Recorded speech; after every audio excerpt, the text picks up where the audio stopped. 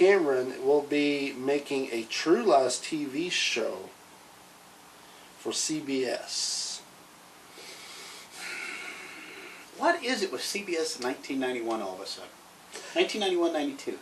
Early 90s stuff. Okay, yeah, that's right. Clarice, MacGyver. You got MacGyver going. Well, that's the 80s. That's more 80s, I think. But I'm talking about Clarice.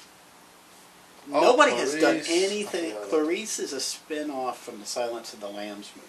Okay, they already did one for Hannibal, which was the interesting character in the, and that went nowhere.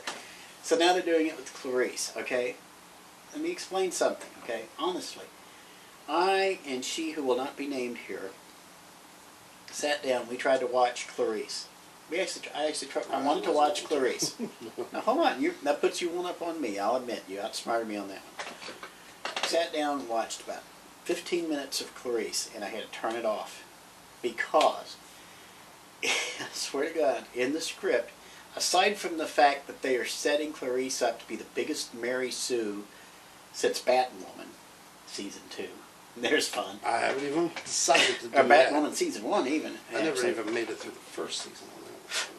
They made a reference to magic erasers, which didn't, and they explicitly said this series is set in 1992-93 because it was right after she took down Buffalo Bill.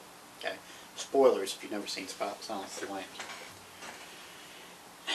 So this is specifically set in 1993. They specifically referenced magic erasers, which wouldn't come out for another 20 years after that, actually. And there was actually another reference. I can't remember what it was, but it was to something else that did not exist in 1993. I was just waiting for somebody to talk about their Netflix queue. And I was just like, okay, you're done. This is written by millennials who don't know what the F they're talking about. Time to move on. Wow. Twice in 15 minutes, y'all. That is lazy writing. That is lazy writing. That is bad. Aside from the fact that you're setting her up to be a Mary Sue, aside from the fact that you're setting the guy in charge of this supposed project is being set up to be the biggest misogynist jerk ass this side of this chair. Remember, complaints are always to my left because no one's to the right of me. Anyway, so yeah, no more Clarice, no more, what was this other one they were going to try to resurface? This isn't even about Clarice. You mentioned some other show that they're going to try to regurgitate here. True Lies. True Lies. It's not even resurrection. That's a regurgitation because the movie wasn't that good. Yes, it had Schwarzenegger. Yes, it had Jamie Lee Curtis. But it was not a good movie. True Lies was a horrible, horrible movie. It was good for sucking down Cokes and eating popcorn with your girl or something. It was just like Terminator. It's one of those like action, filled with action movies. Just like, let me say something. I like Terminator 2 better than Terminator 1. And this is weird. I don't know why. Everybody does. Okay? But I have seen Terminator 2 once.